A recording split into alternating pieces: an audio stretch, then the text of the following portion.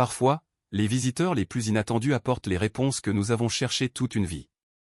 Pour Monique Duval, ce visiteur arriva sur 4 petits sabots durant l'hiver le plus froid dont elle pouvait se souvenir.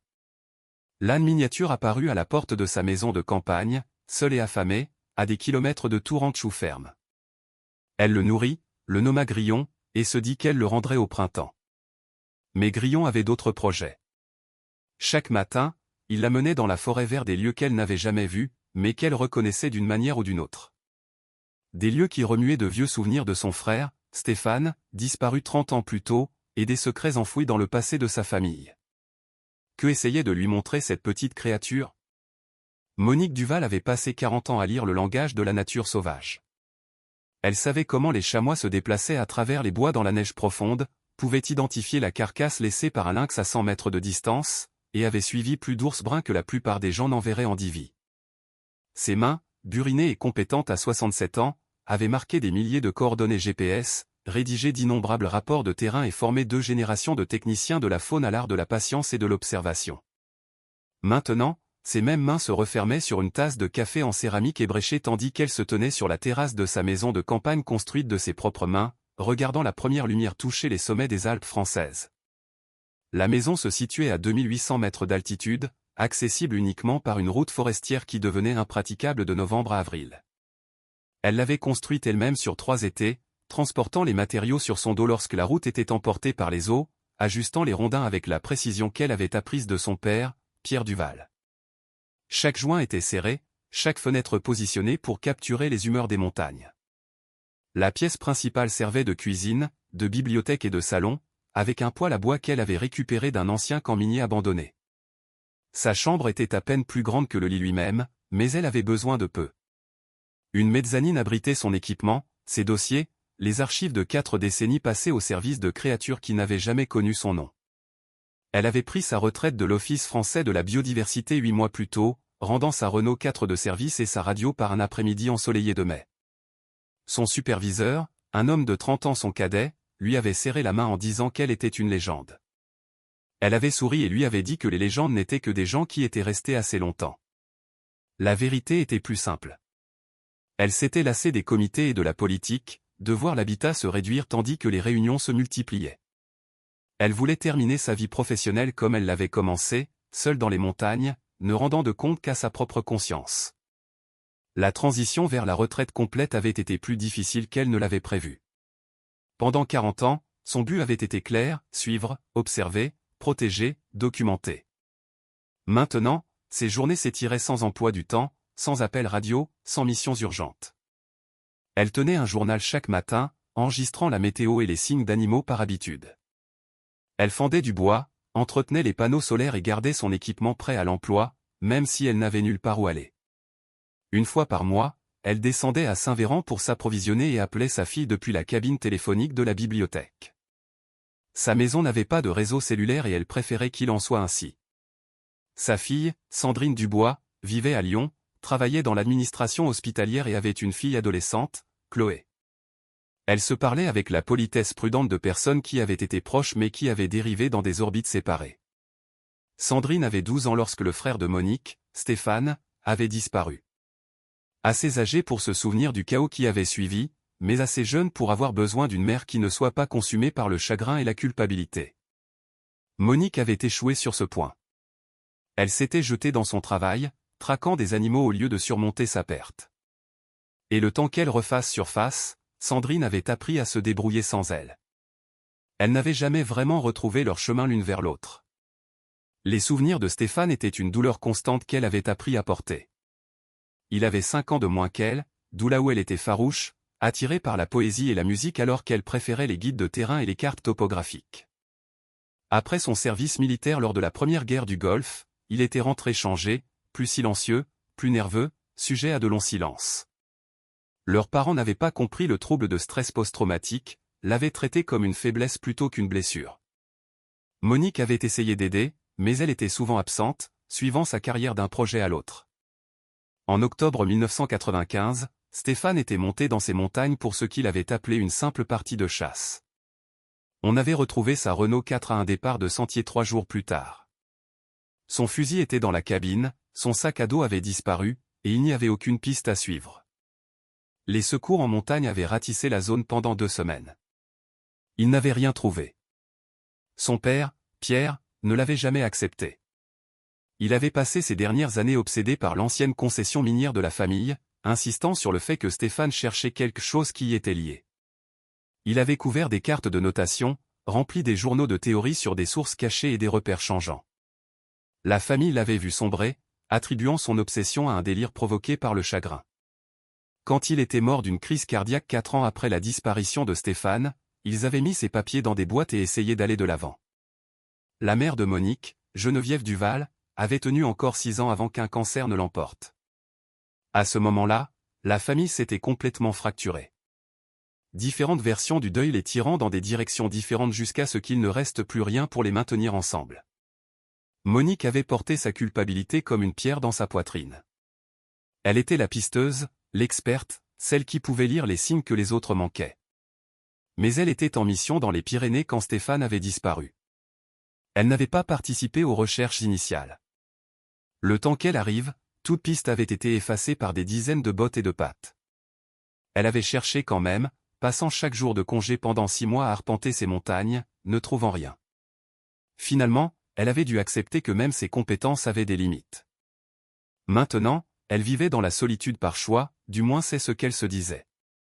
La maison de campagne était sa forteresse contre le poids de la mémoire.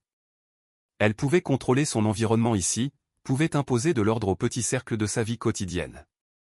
Elle se réveillait à l'aube, quelle que soit la saison. Elle faisait du café en suivant le même rituel minutieux. Elle enregistrait les données météorologiques avec la précision d'une longue pratique. Elle fendait du bois, lisait des livres et regardait les montagnes changer avec la lumière et les saisons. C'était une petite vie, mais elle était prévisible, et la prévisibilité ressemblait à la sécurité. L'hiver était arrivé tôt et durement. À la mi-octobre, la neige avait déjà enseveli les hauts plateaux, et en novembre, sa route d'accès était bloquée par les congères. Elle s'était préparée minutieusement, comme toujours, 6 mois de provisions, des sources de chaleur redondantes, une trousse médicale complète, une balise de détresse par satellite. Elle avait fait cela pendant des années lors de missions de surveillance des incendies et d'études hivernales de la faune. L'isolement ne l'effrayait pas. Au contraire, il ressemblait à un soulagement. Mais le matin du 3 décembre, quelque chose changea. Elle était au tas de bois derrière la maison, fendant des bûches de pin sans broc, quand elle entendit un son inhabituel, un braiement, aigu et insistant. Elle posa sa masse et contourna le côté nord de la maison. Et là, debout dans la neige jusqu'aux genoux au bord de sa clairière, se trouvait un âne miniature. La créature mesurait peut-être 1 mètre au garrot, hirsute avec son poil d'hiver et désespérément maigre. Ses côtes se dessinaient sous une fourrure brune emmêlée. Il était couvert de boue ou peut-être de vieux fumier, et sa crinière était pleine de chardon. Mais ses yeux étaient vifs et intelligents, et il ne montrait aucune peur. Il se tenait simplement là, la regardant, et brait de nouveau. Monique s'approcha lentement, utilisant la voix douce qu'elle employait avec la faune effarouchée. L'âne ne recula pas. De près, elle put voir que c'était un mâle, probablement âgé de 5 ou 6 ans, avec des sabots qui avaient besoin d'être parés et une vilaine éraflure sur un flanc. Autour de son cou se trouvait un collier de cuir usé avec une petite cloche en laiton attachée. La cloche était ternie, mais intacte, et lorsque l'âne déplaça son poids, elle émit un doux tintement. Elle chercha des traces menant à sa maison, mais ne trouva que les empreintes de l'âne lui-même montant le sentier depuis le sud. Aucune trace de véhicule, aucune empreinte humaine, rien pour indiquer comment cette créature avait pu se retrouver seule à 2800 mètres d'altitude en décembre. Le ranch le plus proche était à 13 km en contrebas de la vallée, et il n'y avait ni ferme ni hameau entre les deux. Personne ne faisait paître de bétail ici en hiver. Cela n'avait aucun sens. L'âne l'avait laissé le toucher, l'examiner pour déceler d'éventuelles blessures. L'éraflure sur son flanc était superficielle, déjà en train de cicatriser. Il était déshydraté et affamé, mais sinon en bonne santé. Elle le conduisit à son petit abri à matériel, dégagea un espace et lui fit une litière de branches de pin. Elle mélangea de l'eau tiède avec de l'avoine et de la mélasse destinée à sa propre consommation, mais plus urgemment nécessaire ici, et le regarda manger avec une concentration méthodique. Puis elle transporta de l'eau, remplit un seau et le regarda boire près de 8 litres. Cette première nuit, elle le vérifia toutes les quelques heures, s'attendant à ce qu'il soit parti ou mort au matin. Il n'était ni l'un ni l'autre. Il se reposait confortablement, et lorsqu'elle entra dans l'abri à l'aube, il l'accueillit avec un doux hennissement qui ressemblait presque à un salut de bienvenue. Elle le nomma Grillon le deuxième jour, à cause du cliquetis de ses sabots sur le sol en contreplaqué de l'abri. Elle le nettoya du mieux qu'elle put, traitant les raflures avec une pommade antibiotique, retirant les chardons de sa crinière et parant ses sabots avec un couteau de maréchal ferrant qu'elle avait utilisé sur des mules de bâtiment lors d'études en arrière-pays. Il resta patient pendant tout ce temps, comme s'il comprenait qu'elle l'aidait. La cloche en laiton avait attiré son attention pendant le pansage. Elle était faite à la main, pas en usine, avec une gravure soignée partiellement obscurcie par le ternissement. Elle la nettoya doucement avec du vinaigre et découvrit des initiales gravées dans le laiton, SD. Elle fixa ses lettres pendant un long moment, son pouls battant fort dans ses oreilles. Stéphane Duval. Mais c'était impossible. Des milliers de personnes avaient ces initiales. Cela ne signifiait rien, sauf que cela ressemblait à quelque chose. Grillon se rétablit rapidement avec une alimentation et de l'eau régulière. En une semaine, il était alerte, actif et avait même visiblement pris du poids. Monique avait accepté de le garder jusqu'à ce que le dégel du printemps lui permette d'enquêter correctement sur ses origines. Elle avait aménagé un meilleur abri à l'intérieur de la remise, puisé dans ses propres réserves pour une alimentation supplémentaire et établi une routine. Chaque matin, elle le laissait sortir pour se promener dans la clairière, et chaque soir, elle le ramenait avant la nuit. Mais le matin du 10 décembre, Grillon refusa de retourner à l'abri. Au lieu de cela, il se dirigea vers le départ du sentier et s'arrêta, la regardant avec attente. Elle essaya de le ramener. Il refusa, plantant ses sabots et brayant doucement. Puis il fit quelques pas sur le sentier et se retourna à nouveau. Le message était sans équivoque, « Suis-moi ». Monique resta là dans le froid, hésitante. Elle avait vu de nombreux animaux faire preuve d'un comportement intelligent, mais cela semblait différent. Cela semblait intentionnel. Contre toute attente, elle rentra, s'habilla pour une randonnée hivernale et suivit le petit âne dans la forêt. Grillon la mena sur un sentier sinueux à travers les bois et les prairies gelées. Il se déplaçait avec confiance, n'hésitant jamais aux intersections, ne déviant jamais de la route qu'il avait choisie. Après 2 heures, il s'arrêta à un ruisseau gelé dans une petite clairière. Monique vérifia son GPS et enregistra les coordonnées, mais l'endroit ne lui disait rien. Il ne se trouvait sur aucun sentier qu'elle avait cartographié, n'était près d'aucun repère significatif. Pourtant, debout là, elle ressentit une étrange sensation, pas tout à fait un déjà-vu, mais un murmure de familiarité, comme si elle était déjà venue ici, mais ne pouvait pas tout à fait se souvenir quand. Grillon resta au bord du ruisseau pendant plusieurs minutes, puis se retourna et la ramena à la maison de campagne. L'expédition entière avait duré 4 heures. Cette nuit-là, épuisée et confuse, Monique sortit ses anciennes notes de terrain et ses cartes, essayant de déterminer si elle avait déjà documenté cette clairière. Elle ne trouva rien. Le lendemain matin, Grillon insista pour qu'il sorte à nouveau. Au cours des 3 jours suivants, Grillon établit un schéma. Chaque aube, il attendait au départ du sentier jusqu'à ce que Monique s'équipe et le suive.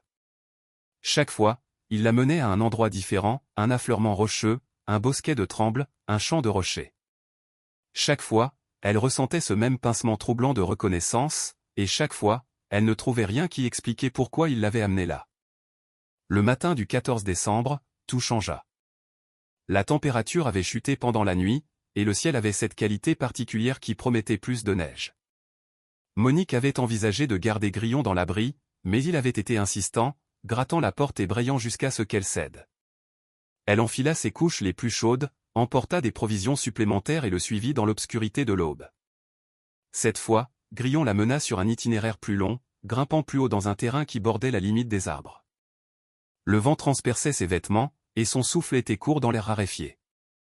Elle était en excellente condition pour son âge, mais c'était un effort sérieux. Grillon, lui, semblait infatigable. Après 2 heures de montée régulière, il la conduisit dans une clairière qu'elle était certaine de n'avoir jamais vue.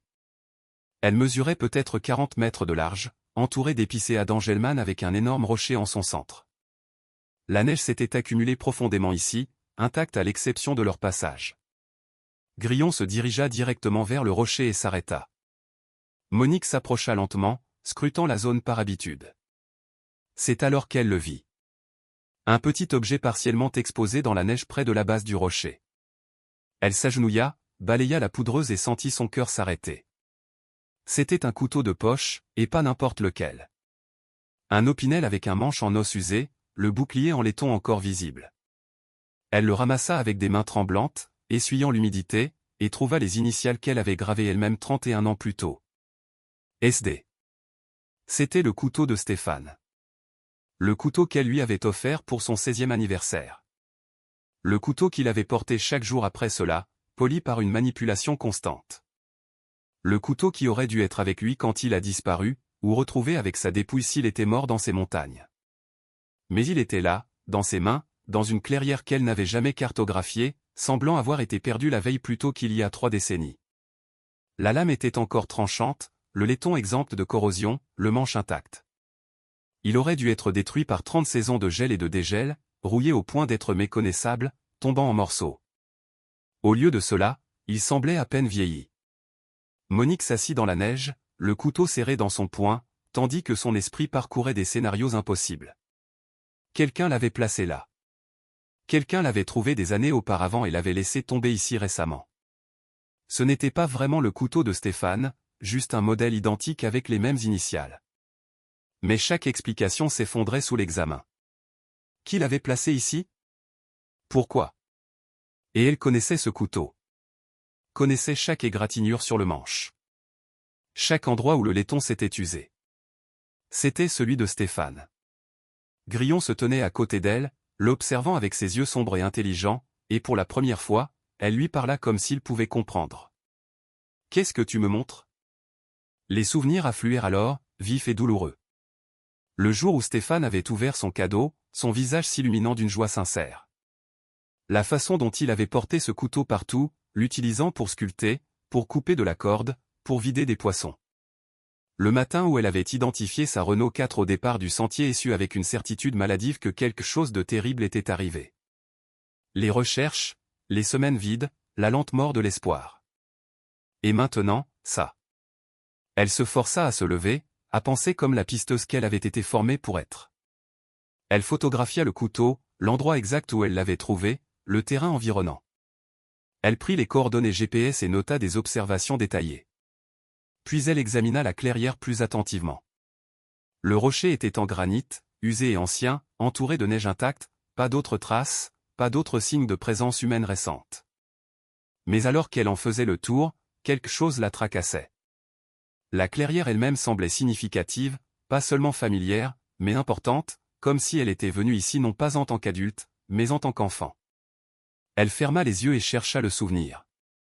Lentement, il refit surface, la voix de son père, plus jeune et plus forte, disant quelque chose à propos de l'ancienne borne de la concession. Son moi d'enfant, peut-être âgé de 8 ou 9 ans, debout dans cette clairière avec Stéphane à ses côtés. Son père leur montrait quelque chose, expliquant quelque chose sur la terre familiale. Elle s'était ennuyée, impatiente de retourner à la randonnée. Mais Stéphane avait été fasciné, posant des questions. Le souvenir était fragmentaire, peu fiable, mais il était là. Elle sortit son téléphone, pas de réseau, mais elle y avait chargé des cartes topographiques avant son isolement hivernal. Elle vérifia leur emplacement par rapport aux anciens registres de propriété qu'elle avait numérisés à partir des papiers de son père. Son pouce accéléra. Cette clairière se trouvait juste à l'intérieur de la limite de ce qui avait été autrefois la concession minière de son arrière-grand-père, Jacques Duval, déposée en 1887 et abandonnée en 1910. Son père avait soutenu que la concession n'avait jamais été correctement arpentée, que les limites réelles étaient différentes des registres officiels. Il essayait de le prouver quand il est mort. Grillon gratta la neige à côté du rocher, exposant plus de terrain. Monique s'agenouilla à nouveau et commença à creuser soigneusement avec ses mains gantées. À 15 centimètres de profondeur, elle trouva autre chose, un morceau de métal rouillé, carré et plat. Elle le dégagea et le nettoya. C'était une borne de géomètre, du type utilisé à la fin des années 1800, estampillée d'initiales qu'elle reconnut. J.D. Jacques Duval, son arrière-grand-père. Les pièces s'assemblaient d'une manière qui n'avait aucun sens rationnel, mais qui semblait indéniablement vraie. Stéphane n'était pas simplement parti chasser ce jour d'octobre. Il cherchait quelque chose. La concession familiale, la terre qui avait obsédé leur père, et il avait trouvé cette clairière, cette borne. Peut-être avait-il trouvé le couteau ici aussi. Peut-être était-il tombé de son sac lors d'un voyage précédent. Mais pourquoi était-il revenu? Que cherchait-il? Elle regarda Grillon, qui se tenait là, l'observant avec cette même intelligence patiente. Tu savais que c'était ici, dit-elle doucement. D'une manière ou d'une autre, tu le savais. Le soleil était monté plus haut, et elle savait qu'il devait rentrer. Le couteau était en sécurité dans son sac, enveloppé dans un gant de rechange. La borne restait où elle était, trop lourde à transporter et moins significative personnellement. Elle avait pris des photos de tout, son esprit déjà en train de réfléchir à ce que cela signifiait. La randonnée de retour fut silencieuse, à l'exception du craquement de la neige et de sa propre respiration saccadée. Grillon l'avait menée par un itinéraire légèrement différent, peut-être plus facile, peut-être simplement sa préférence. Elle avait suivi, hébétée, le couteau un poids brûlant contre son dos. Ce soir-là, assise près du poêle à bois avec Grillon se reposant dans son abri, Monique étala les vieux papiers de son père. Elle les avait déjà parcourus après sa mort, mais elle n'avait rien cherché de spécifique. Maintenant, elle avait un objectif. L'obsession de son père était centrée sur quelque chose qu'il appelait la source perdue, une source d'eau mentionnée dans le dépôt de concession original de son arrière-grand-père. Selon les documents, la source perdue avait été la raison pour laquelle Jacques Duval avait déposé la concession. L'eau était supposément pure et constante, émergeant d'une formation rocheuse inhabituelle. Il avait prévu de la mettre en bouteille et de la vendre, un projet courant à l'époque de la ruée minière, mais l'opération ne s'était jamais concrétisée. Jacques avait abandonné la concession et déménagé en ville, ouvrant finalement une quincaillerie à la place. Son père croyait que la source perdue existait toujours, mais n'avait jamais été correctement cartographiée. Il pensait que les anciens arpentages étaient inexacts, que la source se trouvait sur des terres auxquelles la famille avait techniquement encore des droits. Plus important encore, il croyait que Stéphane était parti la chercher le jour de sa disparition. Monique avait toujours rejeté cela comme les divagations d'un homme en deuil, incapable d'accepter une tragédie aléatoire, construisant un sens élaboré là où il n'y en avait pas. Mais maintenant, tenant le couteau impossible de Stéphane, se tenant dans une clairière qui se trouvait précisément sur la limite contestée de la concession, elle n'en était plus si sûre.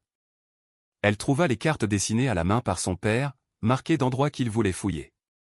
Elle les compara à ses propres coordonnées GPS des 2 dernières semaines.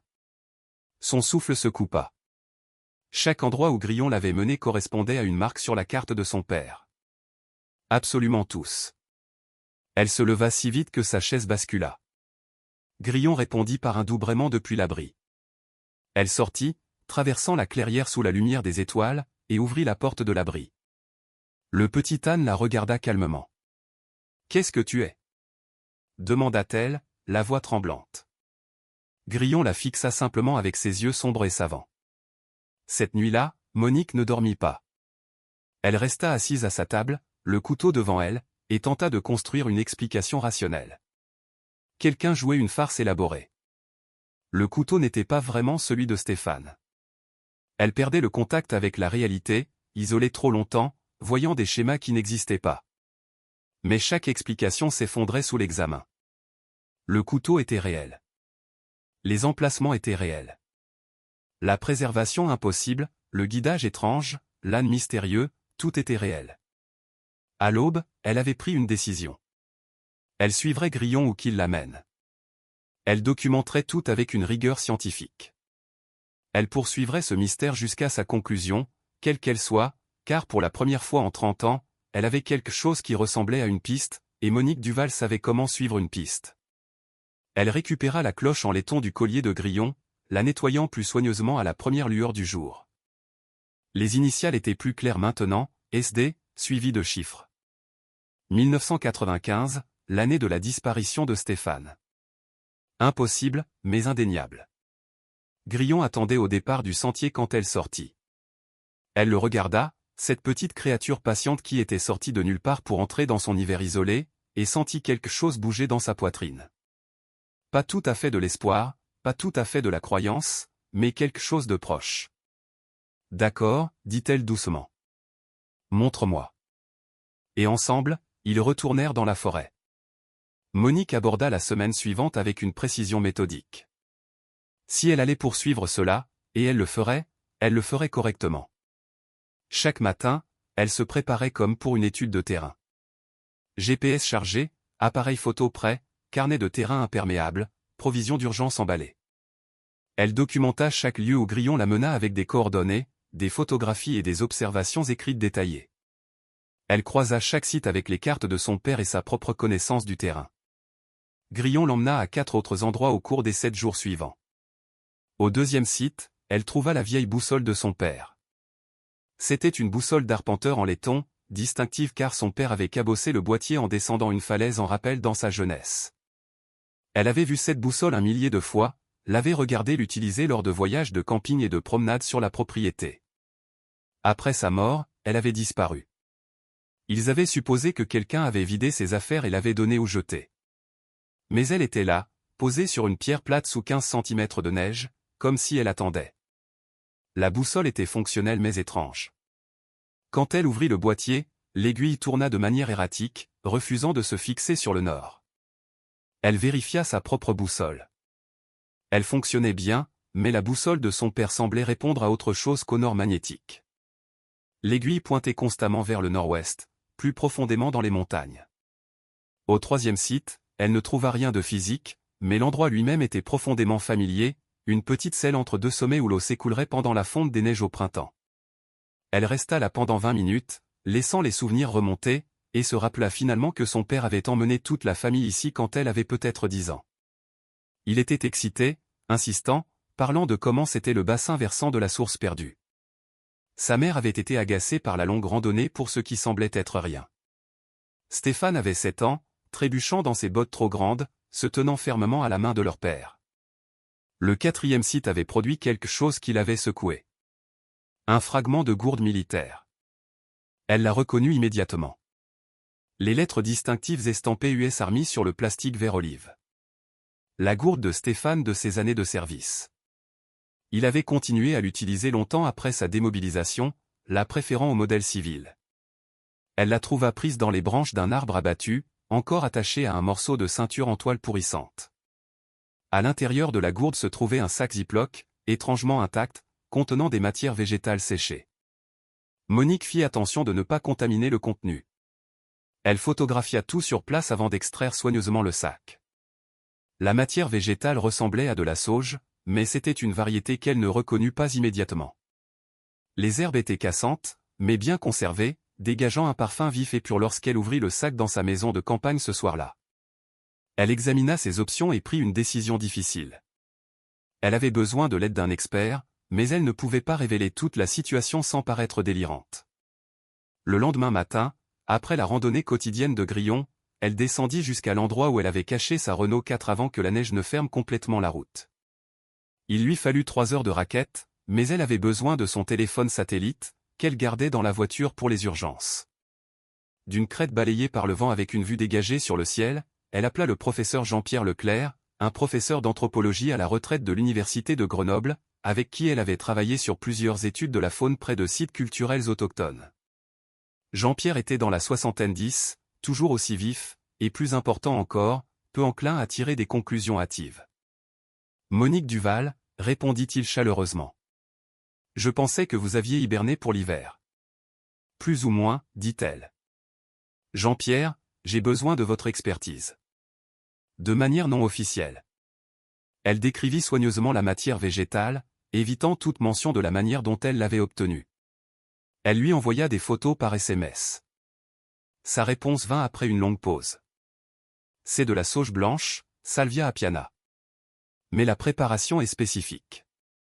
La façon dont elle est fagotée et séchée, c'est cérémoniel. Utilisée dans les rituels de purification des peuples autochtones, les quêtes de vision, la préparation spirituelle. Où avez-vous trouvé ça? Une ancienne cache? Cela pourrait être lié à l'utilisation historique de la région. Historique comment? Ancien? Peut-être 30 ans. Une autre pause. Monique, de la sauge préparée de cette manière n'apparaît pas au hasard. Quelqu'un était engagé dans une pratique spirituelle délibérée. C'est le genre de préparation que l'on verrait avant une quête de vision ou un voyage dans un espace sacré. Elle sentit son cuir chevelu picoter. Espace sacré.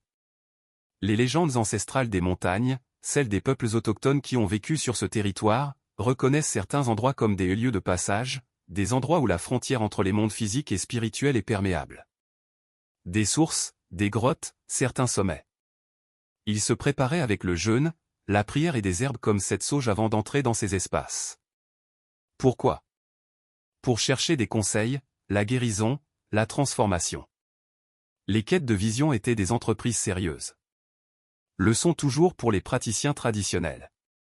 Monique regarda les montagnes, le téléphone froid contre son oreille. Si quelqu'un se préparait à ce genre d'expérience, à quoi vous attendriez-vous à trouver? Physiquement, je veux dire.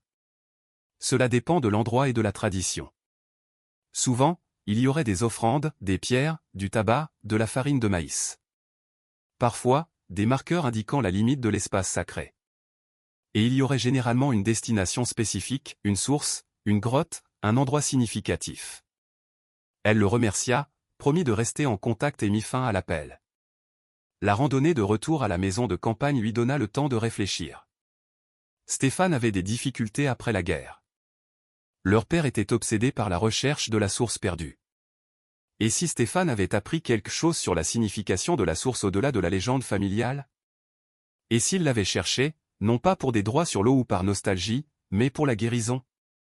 C'était une théorie, rien de plus. Mais elle collait.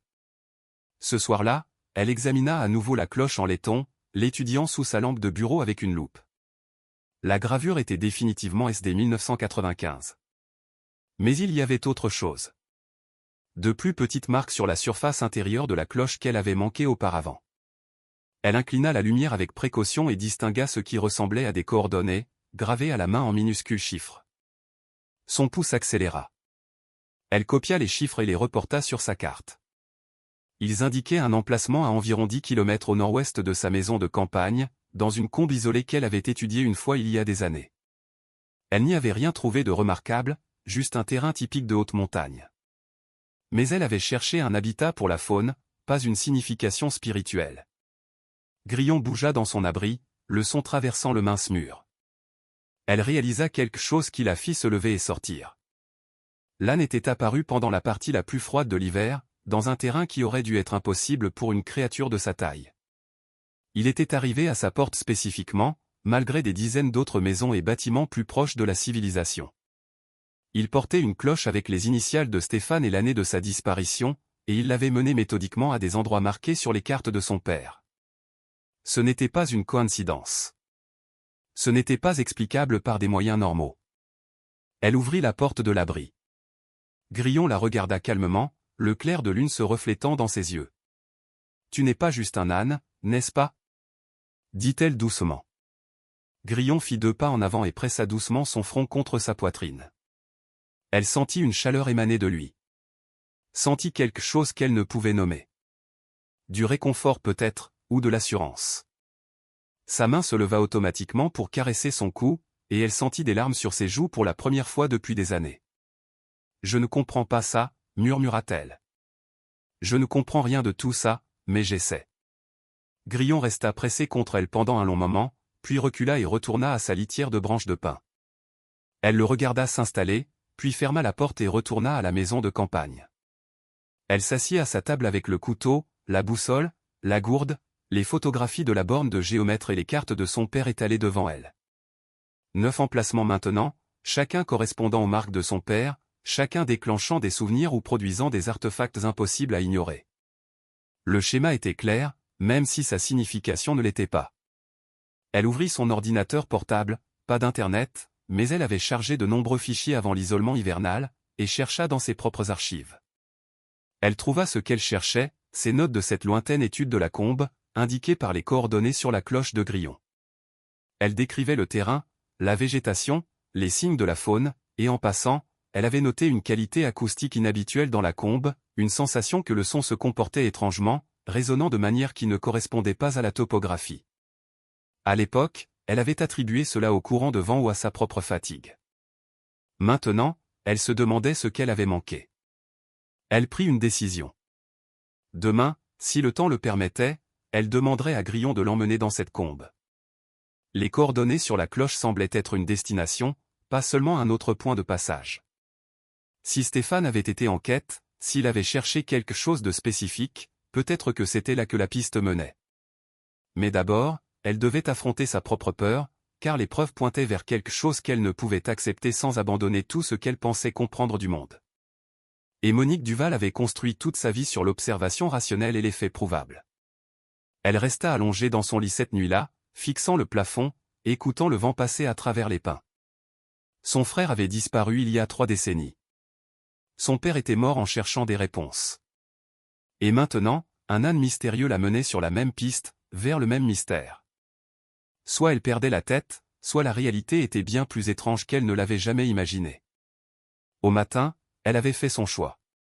Elle suivrait cela jusqu'au bout, où que cela l'amène. Elle devait bien cela à Stéphane, à son père. À elle-même. Le temps tourna avant l'aube. Monique se réveilla avec l'odeur âcre de la neige imminente et le silence particulier qui précède une grosse tempête. Elle vérifia son baromètre et sa radio météo.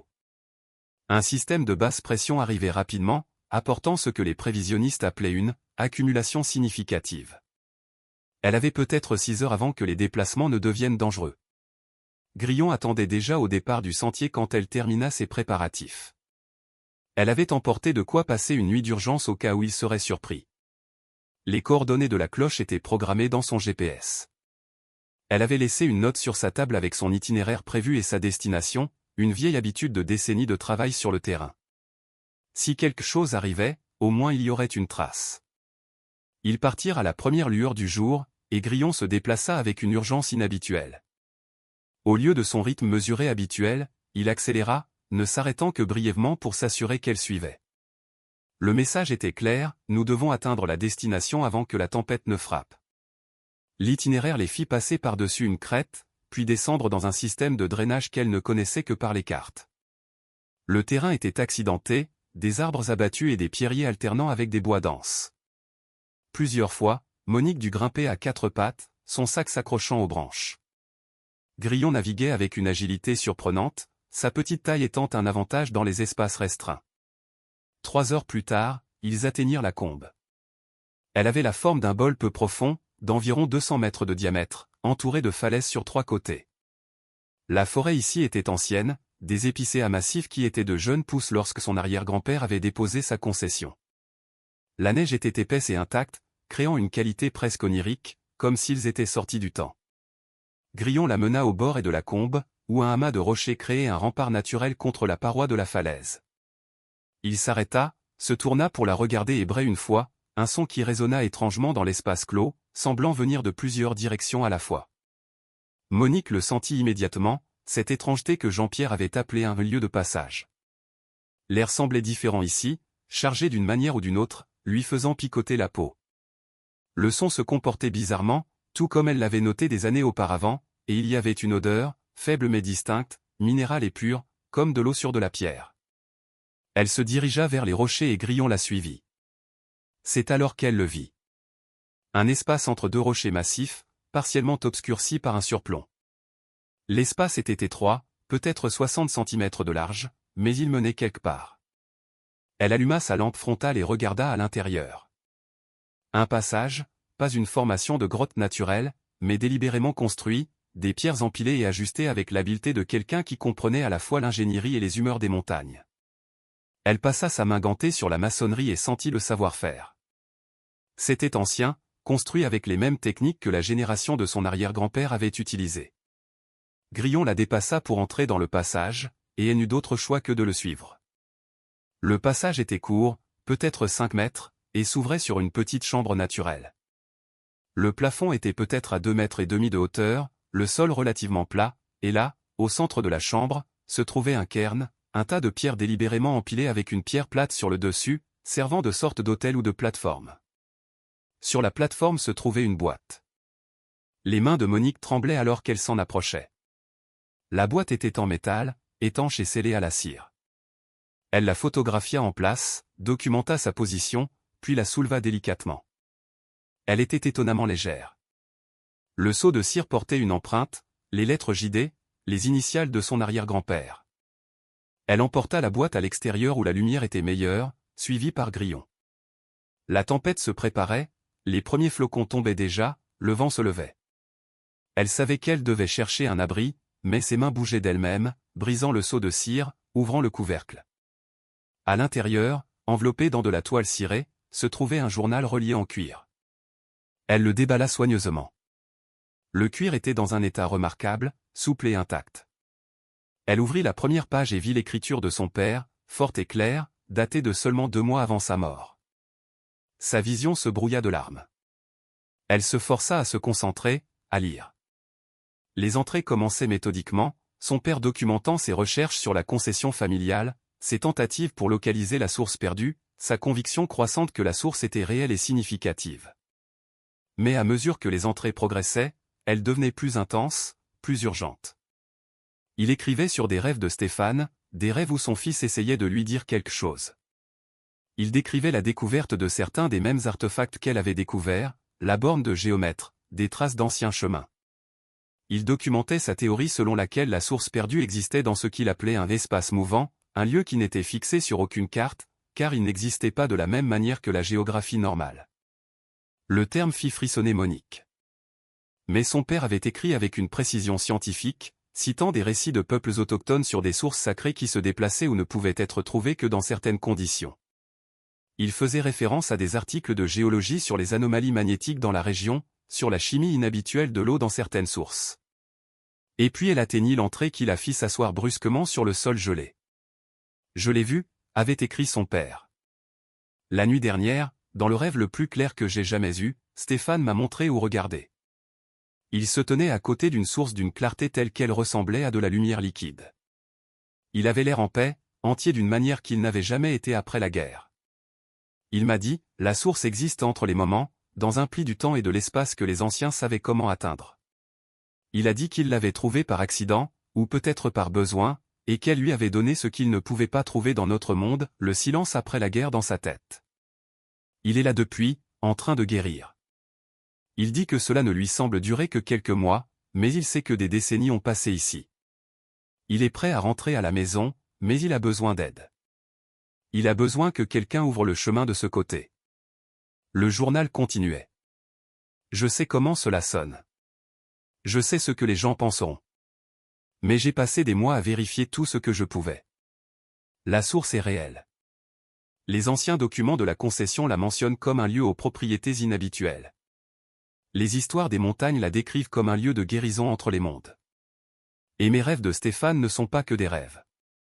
Ils sont trop spécifiques, trop cohérents. Il essaie de communiquer. Je vais trouver un moyen de l'atteindre. Je vais ramener mon fils à la maison.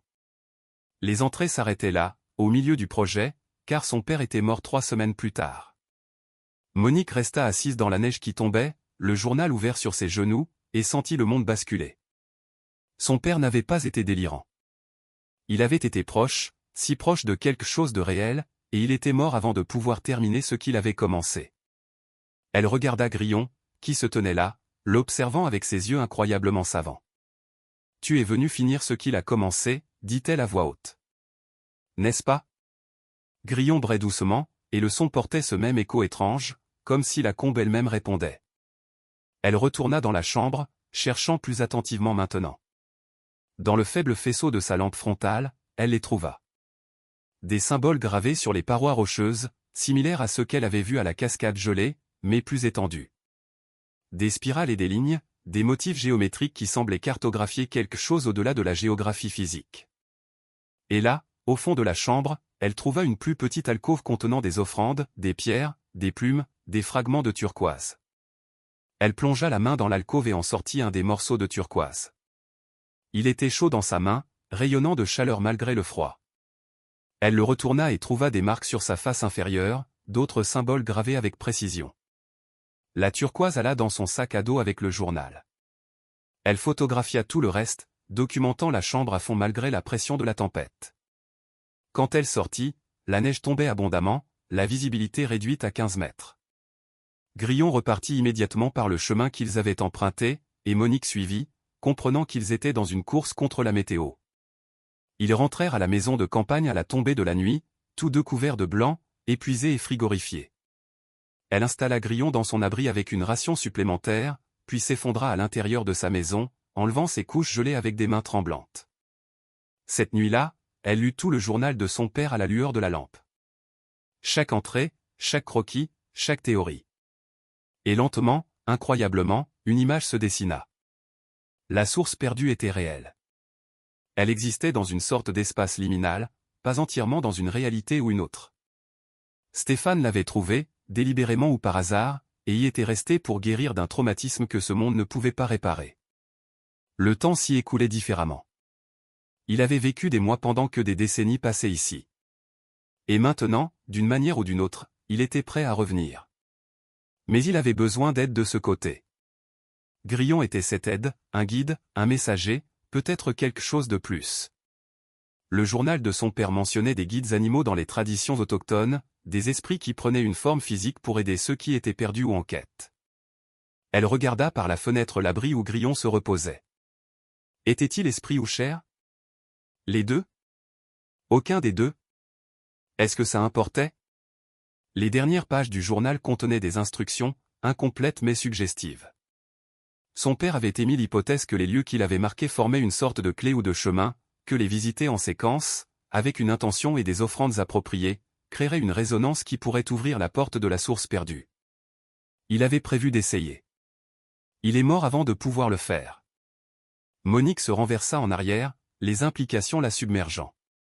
Grillon l'avait mené systématiquement à travers ces lieux, 9 jusqu'à présent. La carte de son père en montrait 10. Encore un lieu à visiter, et puis quoi? Elle sortit la turquoise, l'étudiant à la lueur de la lampe. Les symboles semblaient bouger et se déplacer, bien qu'elle sût que c'étaient des jeux de lumière et d'épuisement. Où l'étaient-ce?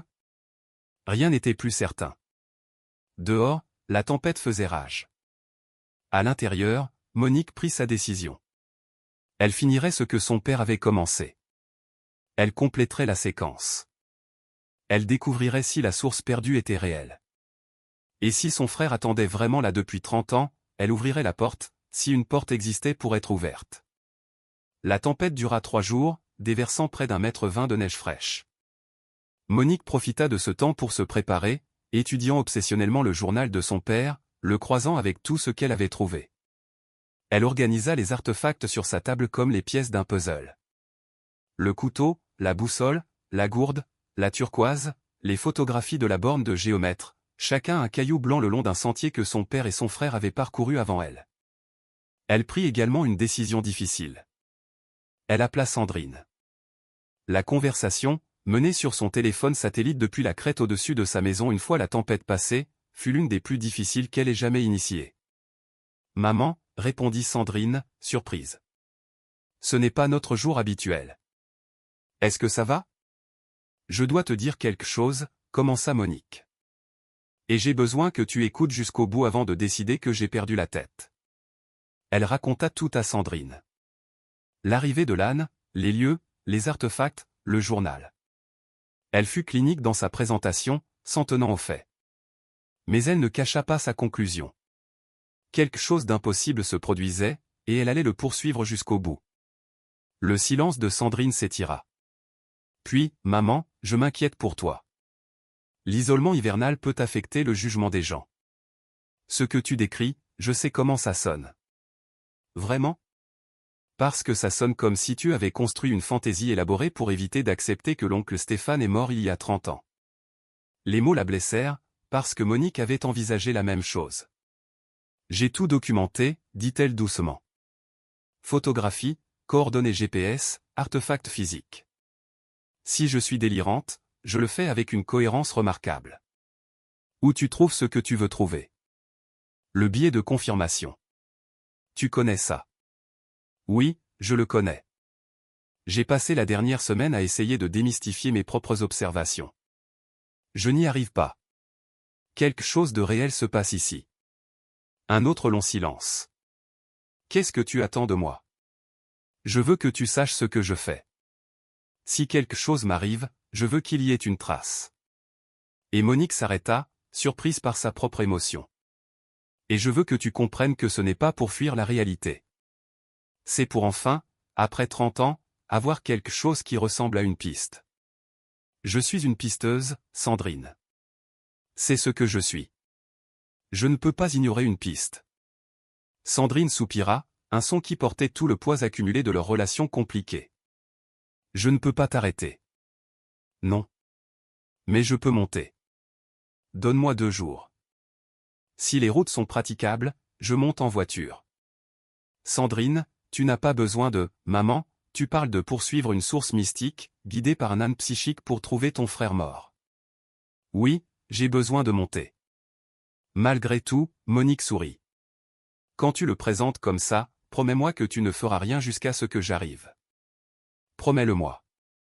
Monique regarda les montagnes, lumineuses et pures sous le soleil d'après-tempête. Grillon était une petite forme sombre se déplaçant dans la neige près de sa maison. Je promets. Elles terminèrent l'appel, et Monique retourna à la maison, se sentant étrangement allégée. Elle avait dit à quelqu'un, le secret était partagé, même s'il était reçu avec scepticisme. Elle n'était plus complètement seule dans cette affaire. Grillon la rejoignit à la porte, et elle s'agenouilla dans la neige pour le regarder au niveau des yeux. On attend Sandrine, lui dit-elle. Encore 2 jours. Peux-tu être patient? L'âne toucha son front de son nez, et elle sentit cette même chaleur inexplicable qu'elle avait remarquée auparavant. Les 2 jours suivants furent un étrange intermède. Monique se prépara de manière pratique, vérifiant son équipement, organisant les provisions, écrivant des notes détaillées sur tout ce qu'elle avait découvert. Mais elle se prépara aussi d'une manière qu'elle n'aurait jamais envisagée auparavant. Elle fit des recherches sur les protocoles d'offrandes autochtones, lisant tout ce qui se trouvait dans ses fichiers téléchargés sur le respect des espaces sacrés. Elle mit de côté du tabac, de la farine de maïs et une petite tresse d'herbes saintes qu'elle avait achetée des années auparavant à un artisan lors d'un marché artisanal local. Elle appela aussi à nouveau le professeur Leclerc, cette fois plus franche sur ce qu'elle avait trouvé. « Jean-Pierre, dit-elle, hypothétiquement parlant, si quelqu'un voulait approcher un lieu de passage avec le respect approprié, que devrait-il savoir? » Hypothétiquement? Sa voix portait un mélange d'amusement et d'inquiétude. « Monique, dans quoi vous êtes-vous embarquée? Je ne suis pas encore sûr. C'est ce que j'essaie de découvrir. » Il resta silencieux un moment. La chose la plus importante est l'intention. Ce ne sont pas des sites touristiques. S'ils sont réels, et je ne dis pas qu'ils le sont, mais s'ils le sont, ils répondent au cœur de la personne qui approche. On ne peut pas leur mentir. On ne peut pas les manipuler. On vient avec un besoin authentique, un respect authentique, ou on ne vient pas du tout. Qu'est-ce qui se passe si on approche de manière incorrecte? Les récits traditionnels varient. Au mieux, rien. Le lieu ne se révèle tout simplement pas. Au pire, eh bien, il y a des histoires de gens qui se perdent, qui subissent des distorsions temporelles, qui reviennent changer. Changer comment? C'est là que les récits deviennent peu fiables. Mais le fil conducteur est que ces lieux sont puissants.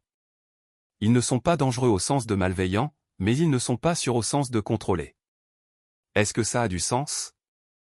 Oui. Monique, je vous connais depuis 20 ans. Vous êtes l'une des personnes les plus rationnelles que j'ai jamais rencontrées. Si vous prenez cela au sérieux, il doit y avoir une raison. Soyez simplement prudente, et rappelez-vous que certaines portes, une fois ouvertes, ne peuvent pas être refermées de la même manière. Elle le remercia et mit fin à l'appel, ces mots résonnant en elle. Certaines portes, une fois ouvertes, ne peuvent pas être refermées. Sandrine arriva l'après-midi du 2e jour.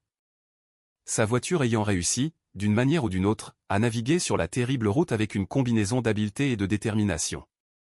Elle sortit de la voiture, emmitouflée dans un équipement d'hiver coûteux, le visage tendu d'inquiétude et de scepticisme.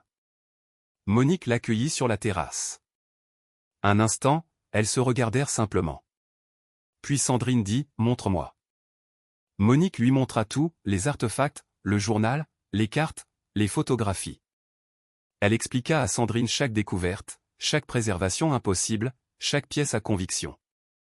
Et puis elle l'emmena rencontrer Grillon. L'âne se reposait dans son abri, et il leva les yeux calmement alors que les 2 femmes entraient.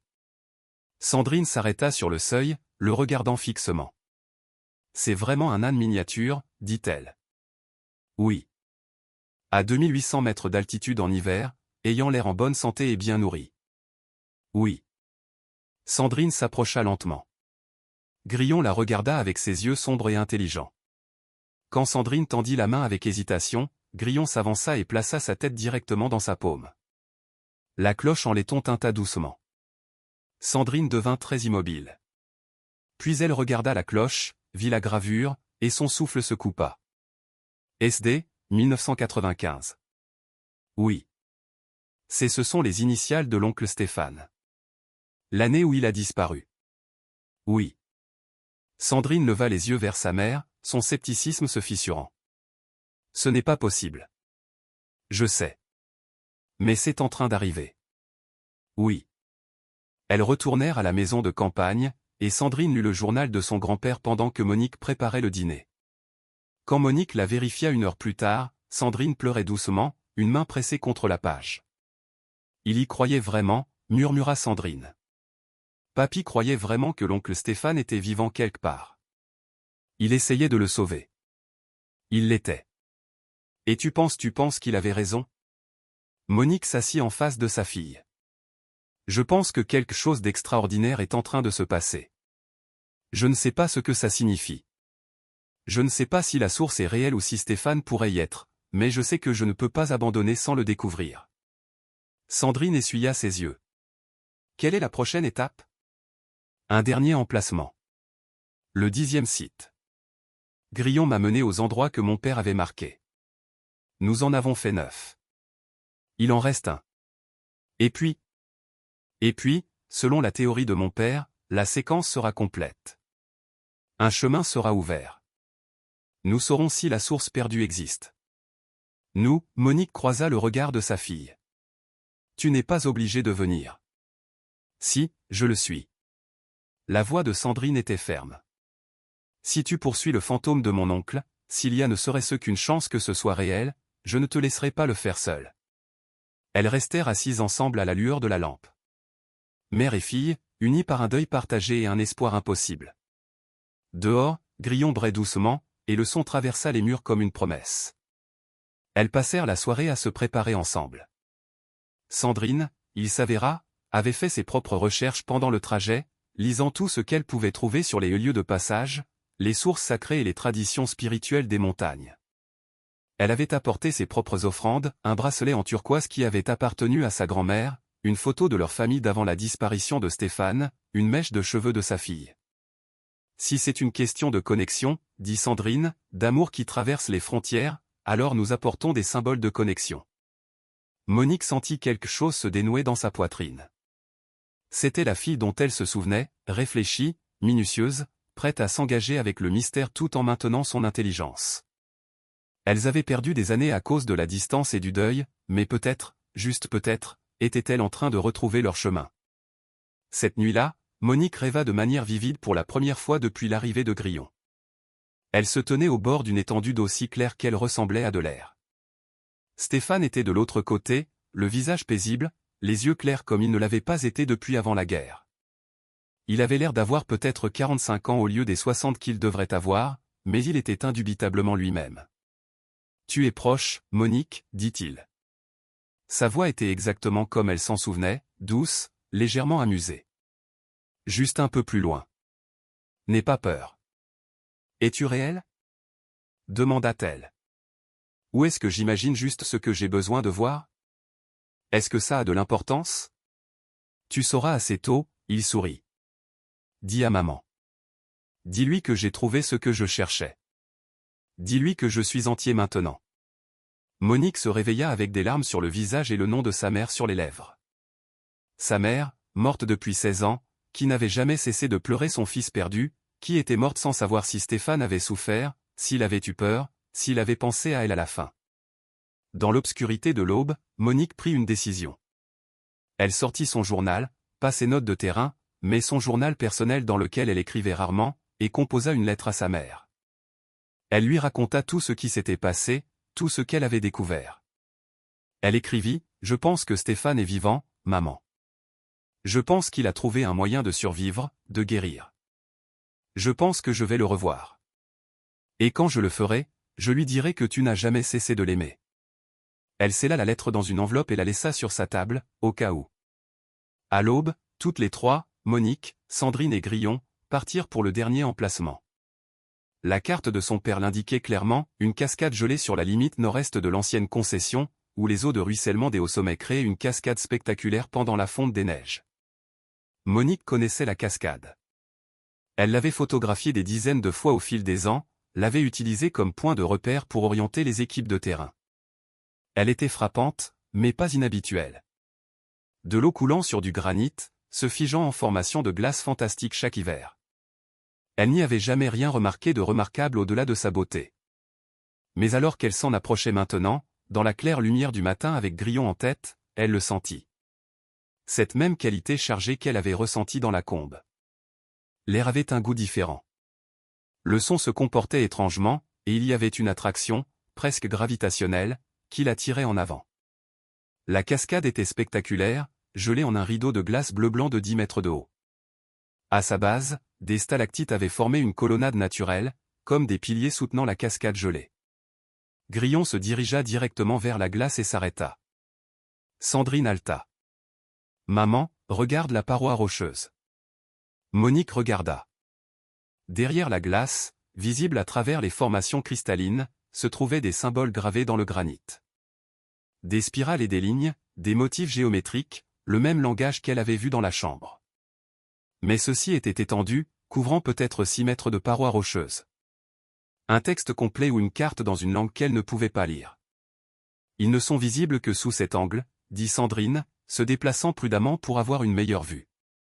De toute autre direction, ils seraient cachés par la glace et les contours des rochers.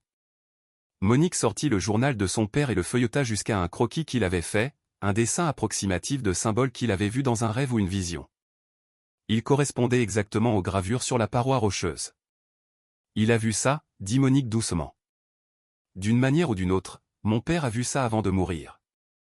Grillon gratta la neige à la base de la cascade, et Monique s'agenouilla pour enquêter. Là, à moitié enfouie dans la glace pulvérisée, se trouvait une pierre plate avec une dépression en son centre, clairement façonnée par des mains humaines, un autel naturel ou un lieu d'offrande. Elle la dégagea soigneusement, révélant d'autres symboles gravés à la surface de la pierre. Suivant les instructions de son père, adaptées des notes incomplètes du journal et de ce qu'elle avait appris de Jean-Pierre, Monique se prépara à faire l'offrande finale. Elle avait apporté ce matin-là une pochette en peau de daim remplie de terre de la clairière où se trouvait sa maison, la même terre que sa famille avait revendiquée des générations auparavant.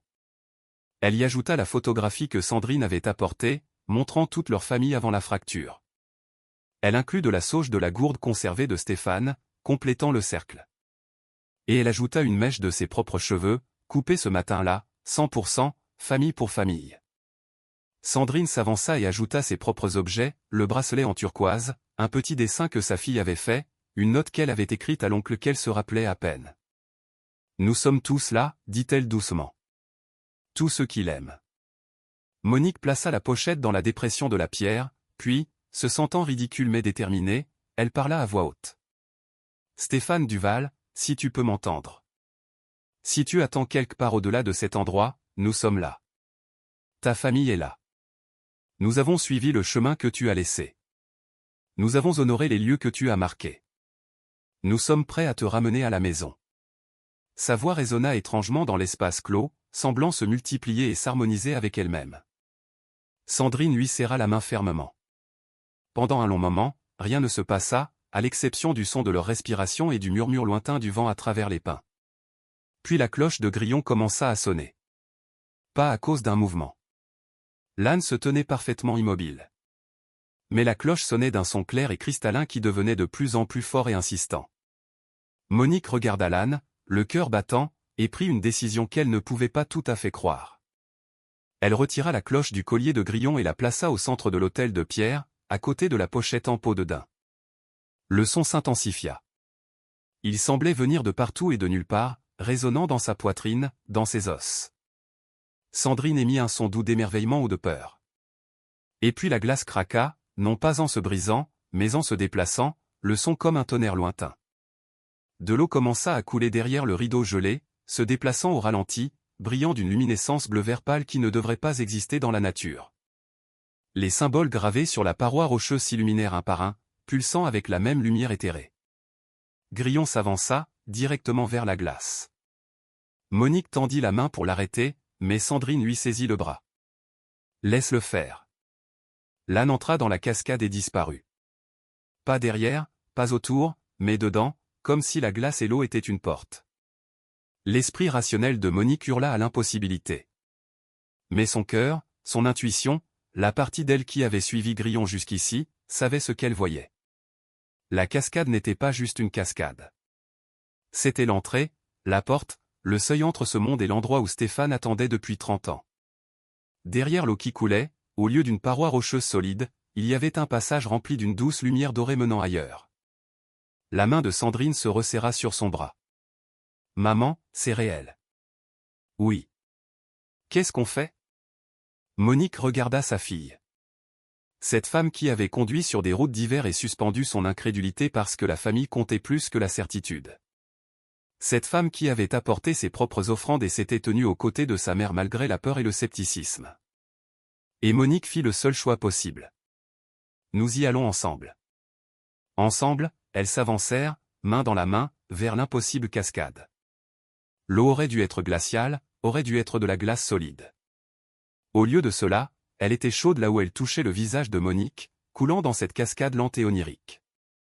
De près, elle pouvait voir qu'elle ne se déplaçait pas selon la physique normale. Elle coulait latéralement et vers le haut autant que vers le bas, suivant des lois qui ne s'appliquaient pas dans cette réalité. Elle se retourna une fois vers la clairière, les montagnes, le paysage hivernal qui avait été sa maison. Puis elle traversa l'eau, entraînant Sandrine avec elle. Le passage était à la fois un tunnel physique et quelque chose d'autre entièrement. Les murs semblaient être de pierre un instant et de lumière le suivant, changeant de manière qui faisait mal à regarder directement.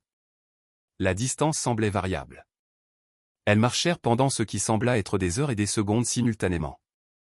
Le son était étouffé, enveloppé de coton, leur pas résonnant depuis des directions qui n'avaient aucun sens spatial. Sandrine murmura quelque chose, mais les mots semblaient venir de très loin et de très près à la fois. Monique serra plus fort la main de sa fille, la seule chose solide dans un espace qui n'était pas tout à fait réel. Et puis le passage s'ouvrit. Elles débouchèrent dans une petite vallée qui ne devrait pas exister. La vallée mesurait peut-être 1 kilomètre de large, entourée de montagnes qui semblaient à la fois solides et translucides. Le ciel au-dessus était bleu, mais d'une nuance de bleu qui ne correspondait pas tout à fait à un ciel que Monique avait déjà vu, plus profond et en quelque sorte plus proche, comme si elle pouvait tendre la main et le toucher. L'air était chaud, pas la chaleur de l'été, mais la douceur du printemps, confortable d'une manière qui défiait l'hiver qu'elles avaient laissé derrière elles. Au centre de la vallée se trouvait une source. Elle émergeait d'une fissure dans le granit vivant, une eau si claire qu'elle ressemblait à de la lumière liquide. Le bassin qu'elle formait était parfaitement circulaire, d'environ 6 mètres de diamètre, entouré d'une herbe incroyablement verte. Des fleurs sauvages poussaient sur ses bords, des lupins, des pinceaux et des espèces que Monique ne reconnaissait pas. Des couleurs trop vives pour être entièrement réelles. Et là, assis sur un rocher à côté de la source, sculptant un morceau de bois avec un couteau que Monique reconnut, se trouvait Stéphane. Il leva les yeux au son de leurs pas. Un instant, il les fixa simplement, comme s'il ne pouvait pas croire ce qu'il voyait. Puis un sourire éclata sur son visage, un sourire de joie pure et simple que Monique n'avait pas vu depuis avant la guerre. « Vous avez mis le temps, Monique, dit-il, et sa voix était exactement comme elle s'en souvenait, douce, légèrement rauque, portant la pointe d'amusement qu'il avait toujours apportée à la vie. Monique essaya de parler et n'y parvint pas. Sa gorge s'était nouée. Ses yeux s'étaient remplis de larmes. Et elle resta simplement là, tremblante, regardant son frère, qui était mort depuis 30 ans, et qui était assis à 3 mètres de là, l'air vivant, réel et entier. Stéphane posa sa sculpture et se leva. Il avait vieilli, elle pouvait le voir, mais pas comme il aurait dû. Il avait l'air d'avoir la quarantaine bien entamée, buriné par le soleil et les intempéries, mais en bonne santé. Son visage conservait la douceur dont elle se souvenait, mais le regard hanté avait disparu. Ses yeux étaient clairs comme ils ne l'avaient jamais été après son retour de la guerre. Il s'avança, et Monique trébucha vers lui, et puis elle fut dans ses bras, tous deux en pleurs. 30 ans de chagrin et de soulagement se déversant en grands sanglots secouants. Il sentait la fumée de pain et l'eau pure. Il était solide et réel. Et sa main sur son dos était le même contact réconfortant dont elle se souvenait de l'enfance, quand il lui avait promis que tout irait bien. « Je suis désolé, murmura-t-il contre ses cheveux. Je suis tellement désolé, Monique. Je ne voulais pas vous laisser tous si longtemps. Le temps ne fonctionne pas de la même manière ici. Ça n'a duré que mon Dieu, peut-être 8 mois pour moi. Mais je savais que des décennies passaient là-bas. Je savais ce que ça vous ferait à tous. Je suis désolé. Tu es vivant ? réussit-elle à dire. Tu es vivant et c'est tout ce qui compte. Ils se tinrent serrés l'un contre l'autre pendant un long moment. Puis Stéphane remarqua Sandrine, debout à quelques mètres de là, le visage choqué et strié de larmes. Il se recula de Monique et regarda sa nièce, la fille qui avait 12 ans quand il avait disparu, et qui était maintenant une femme dans la quarantaine. Sandrine. Sa voix était pleine d'étonnement. Petite Sandrine. Salut, oncle Stéphane, dit-elle, et sa voix se brisa. Tu as manqué mon mariage et la naissance de ma fille et 30 ans d'anniversaire. Je sais. Je suis désolé. Il ouvrit les bras, et Sandrine s'y jeta, et ils restèrent là, tous les trois. Une famille se reconstituant après 3 décennies d'absence. Finalement, ils se séparèrent, et Monique regarda la vallée plus attentivement. Grillon était là, près de la source, mais il avait l'air différent, moins entièrement physique, plus lumineux, comme si sa vraie nature transparaissait à travers la forme de l'âne. Il les observait avec ce qui ressemblait à de la satisfaction. « Grillon, dit-elle, ou quel que soit ton vrai nom. »« Merci. » L'âne toucha sa main de son nez, et elle sentit une vague de chaleur et d'affection qui ne venait certainement pas d'un animal ordinaire. Puis il se tourna et se dirigea vers la source, sa forme devenant plus translucide à chaque pas jusqu'à ce qu'il se fonde simplement dans la lumière. Stéphane avait suivi son regard. « Il s'est porté volontaire pour venir vous chercher, dit-il. La source, elle a une sorte de conscience, ou l'espace en a une, je ne suis pas sûr. Quand j'ai finalement été prêt à partir, prêt à affronter le monde à nouveau, j'ai demandé s'il y avait un moyen de faire passer un message. Grillon est apparu le lendemain, il a dit qu'il te trouverait, qu'il te mènerait ici. Je ne savais pas si ça marcherait. Pourquoi moi? Demanda Monique. Pourquoi ne pas simplement apparaître à la maison? Pourquoi cette piste élaborée? Parce que tu devais le choisir, dit simplement Stéphane. Cet endroit, la source perdue, ou quel que soit le nom que tu veux lui donner, il ne fonctionne pas par la coercition. Tu devais suivre la piste volontairement. Tu devais y croire assez pour faire chaque pas. Si Grillon était juste apparu et avait dit « Suis-moi pour trouver ton frère perdu », tu aurais pensé que tu étais folle. Mais suivre des preuves, résoudre un mystère, c'est ce que tu es. Il t'a donné une piste que tu pouvais suivre. Cela avait du sens, dans la logique étrange de cet endroit. Monique regarda la source, l'eau qui brillait d'une lumière intérieure. Qu'est-ce que c'est que cet endroit, Stéphane? Vraiment? Il leur fit signe de s'asseoir, et ils s'installèrent sur l'herbe douce près de la source. Il l'expliqua soigneusement, choisissant ses mots avec la précision de quelqu'un qui avait eu des mois pour y réfléchir. Je ne peux pas t'expliquer la science, s'il y en a une. Mais les peuples autochtones le connaissaient, et notre arrière-grand-père l'a trouvé par accident en prospectant. C'est un lieu de passage, comme dirait le professeur Leclerc. Un endroit où le temps et l'espace fonctionnent différemment, où la frontière entre le physique et le spirituel est perméable. Quand je suis arrivé ici, quand j'ai trébuché à travers cette cascade, fuyant un TSPT que je ne pouvais plus supporter, j'ai trouvé la paix. Le silence après la guerre dans ma tête. Un endroit où je pouvais digérer ce que j'avais vu et fait sans le bruit et le jugement du monde normal. Mais tu as vieilli, dit Sandrine, pas autant que tu aurais dû, mais tu as vieilli. Le temps ici est plus lent, pas arrêté, expliqua Stéphane. Pour chaque mois que je vivais, peut-être 3 ou 4 ans passés là-bas.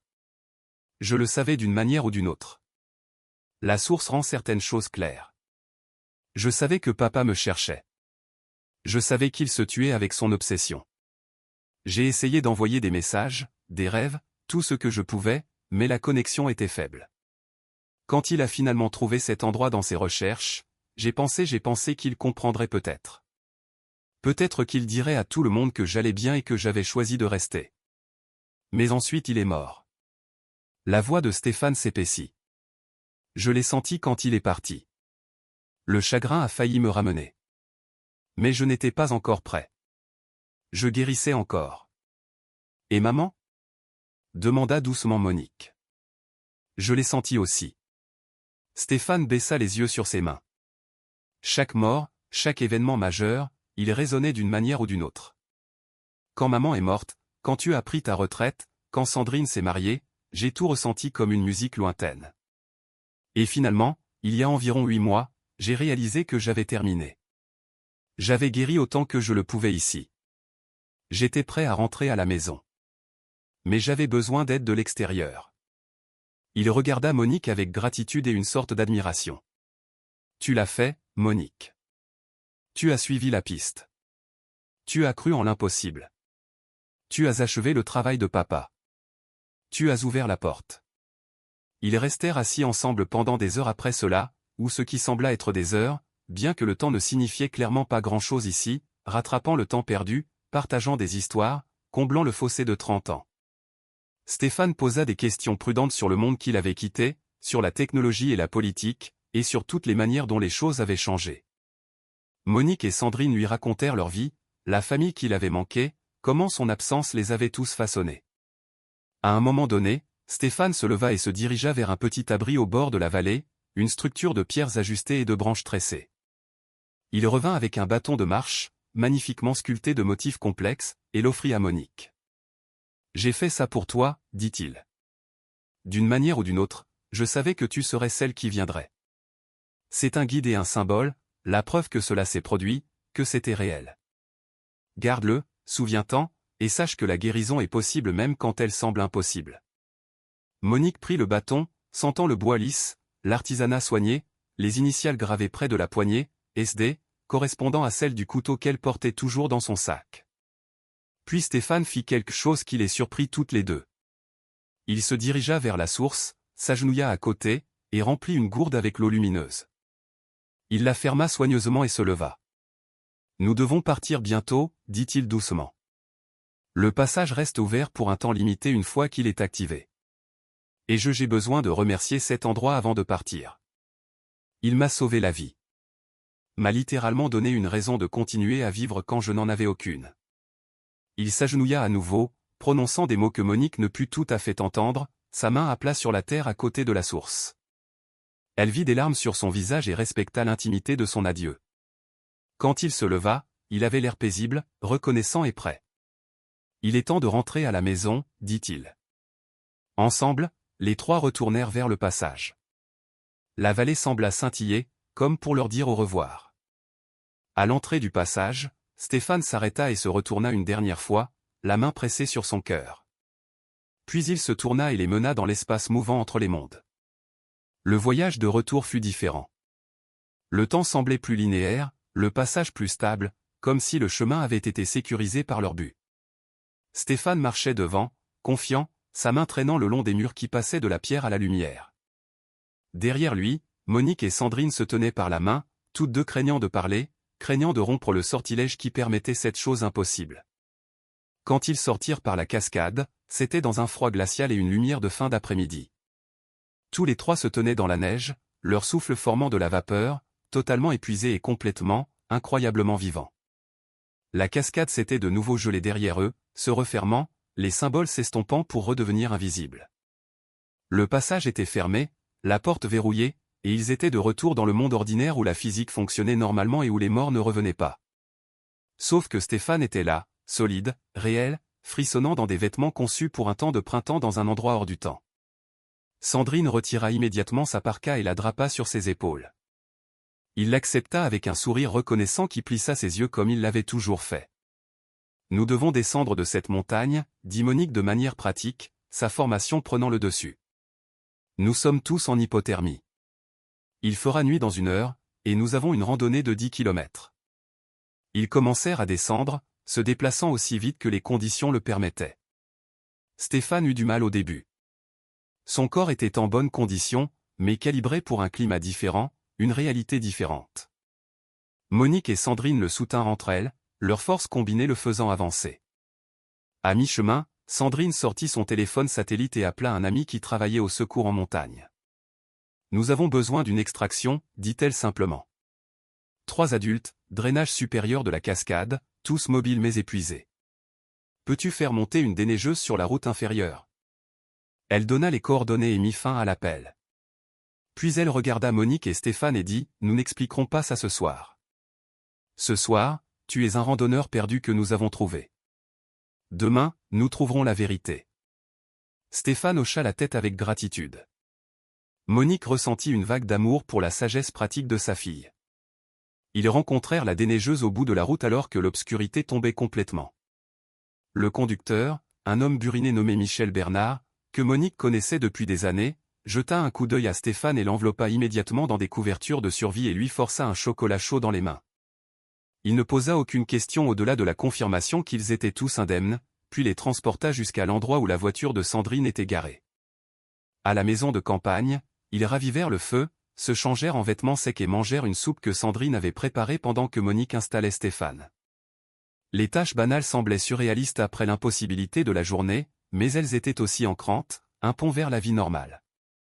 Cette nuit-là, alors que Stéphane dormait profondément dans le lit de Monique, son visage paisible à la lueur du feu, les deux femmes s'assirent ensemble à la table de la cuisine. « Qu'est-ce qui se passe maintenant » demanda doucement Sandrine.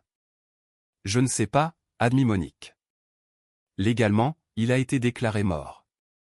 Il n'a pas de pièce d'identité, pas de dossier médical des 30 dernières années, aucune explication sur où il a été que quiconque croira. Nous pourrions dire la vérité, non ? Le croirais-tu si quelqu'un te racontait cette histoire ? Sandrine resta silencieuse un moment. Non, je ne le croirais pas. Alors nous dirons une vérité plus simple. Il souffrait de TSPT, a vécu en marge de la société, comme un ermite dans des endroits reculés, et a récemment décidé de renouer avec sa famille. Ce n'est pas rare que des vétérans fassent ça. Les gens l'accepteront parce que ça correspond à leur compréhension du possible. Et la vraie vérité ? La vraie vérité, nous la gardons entre nous. En famille. Monique regarda la gourde que Stéphane avait ramenée, maintenant posée sur sa cheminée à côté de la cloche. Nous avons des preuves pour nous-mêmes. C'est suffisant. Les semaines qui suivirent furent compliquées exactement comme elle l'avait prévu. Le processus juridique pour ressusciter l'identité de Stéphane fut byzantin et frustrant. Les examens médicaux le révélèrent être incroyablement en bonne santé pour un homme de son âge, avec la densité osseuse et la santé cardiovasculaire de quelqu'un de plusieurs décennies plus jeune. Les psychologues l'évaluèrent et le trouvèrent remarquablement bien adapté, bien qu'il ait maintenu la version de sa vie en marge. Le professeur Leclerc vint lui rendre visite, officiellement pour souhaiter la bienvenue à Stéphane, mais en réalité pour entendre l'histoire. Monique lui raconta tout en privé, et il écouta avec l'attention minutieuse d'un érudit rencontrant quelque chose qui réécrivait sa compréhension de la réalité. À la fin, il hocha simplement la tête et dit « Certaines vérités ne peuvent être prouvées, seulement observées. Merci de m'avoir fait confiance avec ça. » Sandrine retourna à Lyon, mais venait maintenant un week-end sur 2 au lieu d'une fois par mois. Elle amena sa fille, la petite fille de Monique, Chloé, pour rencontrer l'oncle qui était devenu possible. Chloé, 15 ans et l'œil vif, regarda Stéphane et dit « Tu es celui qui était perdu et qu'on a retrouvé. » « C'est exact, dit Stéphane. Cool. Et elle l'accepta avec la grâce facile de la jeunesse qui n'avait pas encore appris ce qui était censé être impossible. Stéphane s'installa temporairement dans la maison de campagne pendant qu'il réglait sa réintégration. Lui et Monique trouvèrent un rythme facile, partageant les tâches de cuisine, entretenant la propriété, faisant des promenades dans la forêt qu'il avait laissée derrière lui il y a si longtemps. Ils parlaient pendant des heures de tout et de rien, comblant les lacunes, se réapprenant l'un l'autre. Il lui en dit plus sur la source perdue, sur la guérison qu'il y avait expérimentée. Le silence fut le premier cadeau, dit-il. Les bruits de la guerre se sont arrêtés. Puis est venue la capacité de me pardonner à moi-même, aux gens qui m'avaient envoyé, aux gens que j'avais combattus. Et finalement est venu le but, comprendre que mon traumatisme était aussi mon professeur, que je pouvais aider les autres si je revenais. En un mois, il commença à faire du bénévolat dans un centre d'aide aux anciens combattants à Briançon, animant des groupes de soutien pour les survivants du TSPT. Son histoire, la version édulcorée, résonna profondément. Un soldat qui s'était éloigné et avait trouvé la guérison, puis était revenu pour aider les autres. Il ne mentionna jamais la source, ne prétendit jamais une intervention surnaturelle. Mais les hommes et les femmes qu'il conseillait sentaient quelque chose en lui, une paix acquise par une souffrance authentique, une sagesse achetée à un coût réel. 6 mois après leur sortie de l'impossible, la famille se réunit à la maison de campagne de Monique pour ce que Sandrine avait appelé une « vraie réunion ». C'était le début de l'été, les prairies étaient vives de fleurs, la neige enfin disparut de tous les sommets sauf les plus hauts. Stéphane avait passé la matinée à apprendre à Chloé à identifier les traces d'animaux. Sandrine et Monique avaient cuisiné ensemble, riant de tâches partagées comme elles ne l'avaient pas fait depuis que Sandrine était jeune. Ce soir-là, alors que le soleil embrasait les sommets de l'ouest, ils s'assirent tous ensemble sur la terrasse. Stéphane avait ses bras autour de Chloé, lui montrant les constellations qui émergeaient dans le ciel qui s'assombrissait. Sandrine s'appuya contre l'épaule de sa mère, les années de distance enfin complètement guéries. Et Monique ressentit quelque chose qu'elle n'avait pas ressenti depuis 3 décennies, une paix complète. Sur la cheminée à l'intérieur, la gourde reposait à côté d'une photographie encadrée que Michel Bernard avait prise cette première nuit. Monique, Stéphane et Sandrine debout ensemble devant la maison, épuisés et souriants, saisis dans le moment d'une réunion impossible. L'eau dans la gourde ne s'évaporait jamais, ne devenait jamais croupie. Elle brillait faiblement dans l'obscurité, un rappel que certaines guérisons transcendent les lois normales. Cette nuit-là, après que tout le monde soit allé se coucher, Monique s'assit à sa table avec son journal, le même journal dans lequel elle écrivait depuis 40 ans, enregistrant des observations, notant des schémas, documentant le monde naturel. Elle ouvrit une nouvelle page et commença à écrire, non pas en tant que scientifique cette fois, mais en tant que femme qui avait été témoin de quelque chose qui transcendait sa formation. Certaines choses ne peuvent être suivies avec un GPS ou expliquées par la science, écrivit-elle. Certaines choses exigent la foi en ce qui semble impossible. J'ai passé toute ma vie à observer le mesurable, le prouvable, le rationnel. Je pensais que c'était la seule vérité qui valait la peine d'être poursuivie. Mais Grillon m'a appris, et Stéphane m'a appris, et tout ce voyage impossible m'a appris que les vérités les plus profondes vivent souvent dans des espaces que nos instruments ne peuvent mesurer. L'amour transcende le temps. Ce n'est pas de la poésie. C'est ce dont j'ai été témoin. Stéphane a été maintenu en vie par l'amour. L'amour de sa famille, sa propre volonté de guérir, et peut-être quelque chose de plus grand que les deux. La source, ou quelle que soit la conscience qui habite cet endroit, a répondu à un besoin authentique. Elle a offert un espace pour la guérison quand notre monde ne le pouvait pas. Et quand il a été prêt, elle a envoyé un guide pour nous réunir. Je ne sais pas comment classer cela dans mes notes de terrain. Il n'y a pas de classification d'espèces pour les ânes spirituels, pas de protocole de suivi pour les voyages entre les mondes. Mais je sais ce que j'ai vu. Je sais qui est rentré à la maison. Et je sais que parfois, les découvertes les plus importantes sont celles qui ne peuvent être publiées, ne peuvent être évaluées par des pairs, ne peuvent être portées que dans le cœur et partagées avec ceux qui ont le courage de croire. Grillon est apparu à ma porte le matin le plus froid de l'année et m'a rendu mon frère. C'est le seul fait qui compte. Elle ferma le journal et regarda par la fenêtre. La forêt était sombre, paisible, familière. Et là, juste à la lisière des arbres, elle les vit. Des traces fraîches dans la terre molle, de petites empreintes de sabots menant de la forêt à la maison, puis s'éloignant à nouveau, disparaissant au bord de la clairière. Monique sourit. Certains guides ne partent jamais vraiment.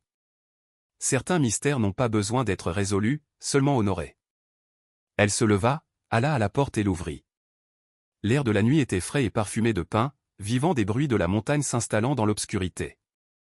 Elle resta là un long moment, respirant profondément, sentant le poids des 6 derniers mois, des 30 dernières années, se lever enfin. Merci, dit-elle doucement à la forêt, à Grillon, à la force qui avait orchestré cette réunion impossible. Merci de l'avoir ramené à la maison. Merci de m'avoir appris que certaines pistes mènent à des endroits que les cartes ne peuvent jamais montrer.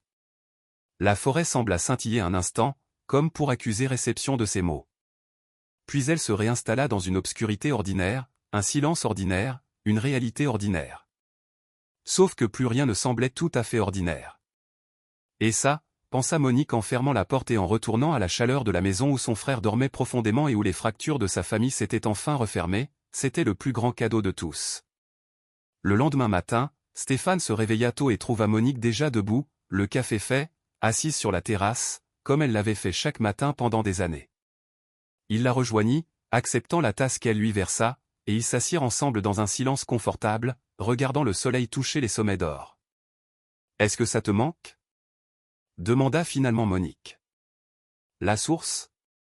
Stéphane réfléchit. « Parfois. C'était paisible là-bas d'une manière que le monde est rarement. Mais ça, il fit un geste vers les montagnes, la maison, la vie qui se déroulait autour d'eux, ça vaut plus. La connexion vaut plus. L'amour vaut plus. Même avec tout le bruit et la douleur. Surtout avec le bruit et la douleur. C'est ce qui donne un sens à la paix. » Il la regarda. « Tu m'as sauvé, Monique. Pas seulement en ouvrant la porte, mais en refusant d'abandonner. Tu as passé 30 ans à porter le poids de ma disparition. J'aimerais pouvoir te rendre ces années. Tu l'as fait, dit simplement Monique. Tu es rentré à la maison. C'est tout ce dont j'avais besoin. Ils restèrent assis ensemble alors que le soleil montait plus haut. Frères et sœurs réunis. L'impossible rendu réel par la persévérance et l'amour. À l'intérieur de la maison, Sandrine se réveillait, et bientôt Chloé bondirait, posant des questions sur le petit déjeuner et s'il pouvait aller en randonnée. La vie normale, miraculeuse dans son ordinaire, se déroulait autour d'eux.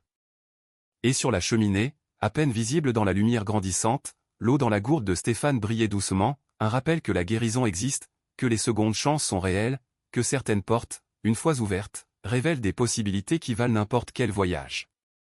Dans la forêt au-delà, une petite forme se déplaçait dans les ombres, à quatre pattes, patiente, veillant sur la famille qu'elle avait réunie. Grillon, ou quel que soit son vrai nom, avait accompli sa tâche. Mais comme tous les bons guides, il restait proche. Au cas où. Au cas où ils auraient besoin de retrouver leur chemin. Au cas où un autre voyage impossible appellerait. Certaines pistes ne se terminent jamais vraiment. Certains guides ne partent jamais complètement. Et certains amours sont assez forts pour traverser les mondes, le temps, passer tous les obstacles, pour ramener les perdus à la maison. Monique leva sa tasse de café dans un salut silencieux à la forêt, à Grillon, au mystère qui lui avait rendu son frère. Et quelque part dans les arbres, une cloche tinta doucement une fois, reconnaissant sa gratitude, promettant qu'une certaine magie, une fois observée, ne s'estompe jamais tout à fait. Les montagnes se dressaient, éternelles et indifférentes, comme elles l'avaient toujours fait. Mais Monique savait mieux maintenant. Elle recelait des secrets dans leurs plis, des lieux de passage et des sources de guérison et des chemins entre les mondes. Elle tenait leurs promesses en leur temps, et n'offrait leur donc qu'à ceux assez courageux pour suivre là où de petits ânes menaient, confiant que certaines pistes, aussi impossibles qu'elles puissent paraître, valaient la peine d'être parcourues jusqu'au bout. Elle finit son café, se leva et s'étira. Derrière elle, Stéphane saluait Sandrine et Chloé alors qu'elles sortaient, endormies et souriantes. La journée commençait, ordinaire, précieuse, impossible. Et Monique, qui avait passé 40 ans à traquer les animaux à travers la nature sauvage, avait finalement traqué la proie la plus insaisissable de toutes, l'espoir réalisé. La famille restaurée. L'amour prouvé plus fort que le temps, la mort ou 30 ans de deuil. C'était suffisant. C'était tout. Et quelque part dans la forêt, Grillon se tourna et s'enfonça plus profondément dans les arbres. Son travail accompli, sa promesse tenue, s'estompant comme la brume dans la lumière du matin. Jusqu'à la prochaine fois que quelqu'un aurait besoin d'un guide à travers l'impossible. Jusqu'au prochain perdu à ramener à la maison.